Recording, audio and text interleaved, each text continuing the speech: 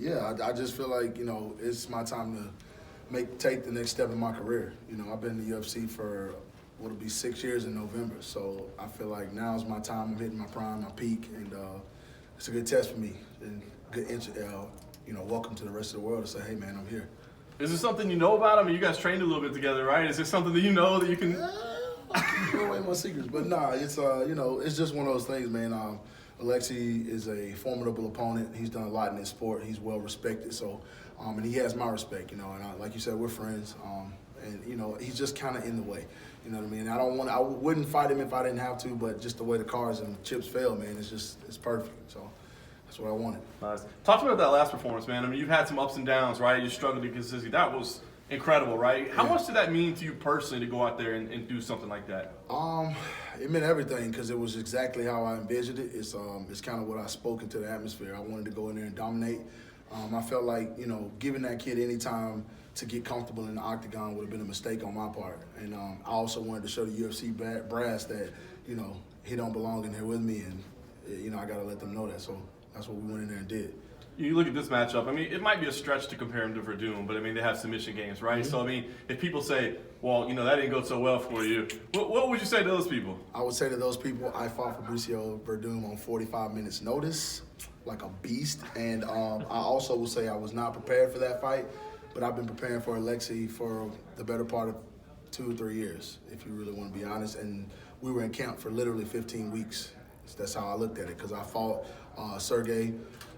It changed 4 weeks out. So technically, we just kept training for Alexi. So, I'm more than prepared for this, and I think they're going to be pleasantly surprised if it does get into that situation, but we ain't going to let it go there. Nice. Last thing for me, this is a co-main event, but there's a couple other heavyweights on the card that seem to be getting a lot of attention. I'm just curious, what do you think about the match between those two guys and whether they deserve it, whether either they're on your radar, maybe they're stealing your shine? What do you think? Nah, man, I mean, it is what it is, man. I go in there and I let my skills do the talking, People gonna say what they want to say. People got certain hypes around them because of things that happened in their past, man. I fly under the radar, but I promise you, in 2020, y'all gonna see me. You're gonna feel me for real.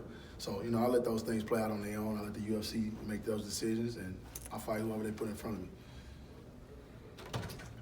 Alexi talked about possibly, at one point, training with you again after this fight. Has he discussed that with you at all? No, I hadn't really talked to him about it. I hadn't spoken to him since I made the gym change from Top Team. But like I said, man, I love training with Alexi. We had a great training relationship. I would help him with his striking, he'd help me with my grappling. So it kind of worked out, man. And we just had that, kind of bond.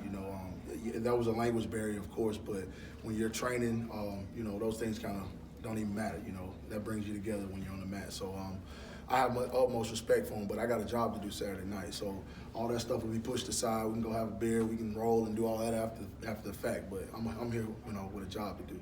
And obviously, things got a little derailed for you with the USADA issue. And you said back in May you were going to sue the supplement company. Facts. Seeing as how Yoel Romero got that huge settlement. Big fact. Yeah. How is that going along? I talked to Yoel, and it's made me go from adamant about it to this will get done before this shit's over with. You feel me?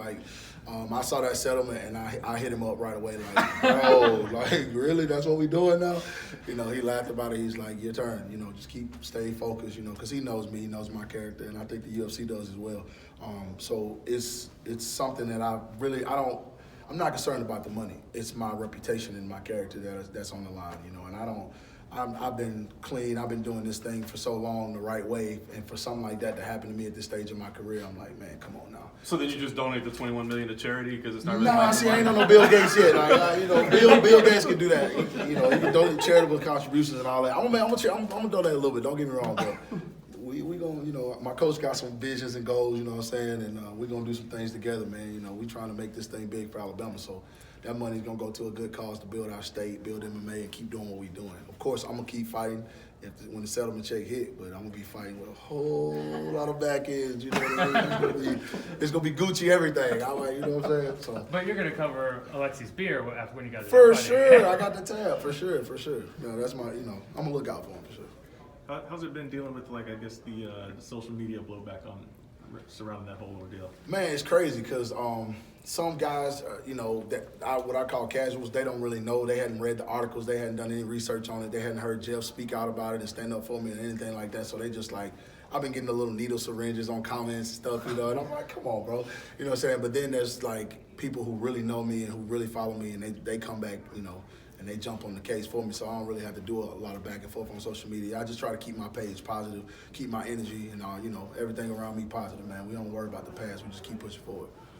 And I guess considering when you guys used to train together, how much different are you from that time? Man, and light you years, have a lot bro. of new tricks. Light years, bro. Like I made a comment yesterday to somebody. The guy that I was when I was training with Alexi, man, I would smoke that dude today. Like, it's not even close. I would embarrass that guy. And I was what I would consider to be pretty good back then.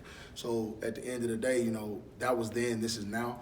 And I hope he's ready, man. I'm telling you, we got some tricks up our sleeves. But like I said, we're going to funnel him where we want him to go and make him fight how we want to fight and see how he handles it. Everybody's like, oh, he does this, he does that. But what about what I do? You know what I mean? What about my skill set? That's how I look at it. I ain't worried about that one, special choke. I've trained with it. We worked on it. I got one of the best jiu-jitsu coaches, best head coaches in the game. So I'm more than prepared, man, for sure. Cool. All right. Thanks, Walt. Thank you.